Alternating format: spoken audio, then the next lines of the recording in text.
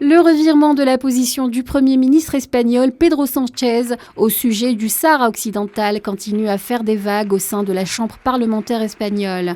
Les députés ont approuvé une proposition non législative réaffirmant le droit inaliénable du peuple sahraoui à l'autodétermination. Les deux formations politiques, Podemos et Bildu, ont soumis cette proposition devant la Chambre des représentants, dans laquelle ils dénoncent la position unilatérale de Sánchez, soutenant le plan marocain de la soi-disant autonomie du Sahara occidental et appellent à la corriger, tout en mettant l'accent sur les résolutions des Nations Unies en faveur de l'organisation d'un référendum d'autodétermination au Sahara occidental.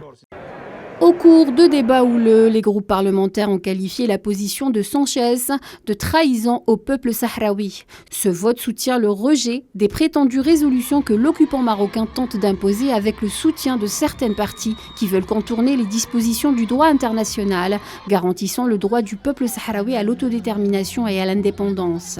Madrid considère désormais l'initiative marocaine comme la base la plus sérieuse, réaliste et crédible pour résoudre le conflit dans l'ex-colonie espagnole.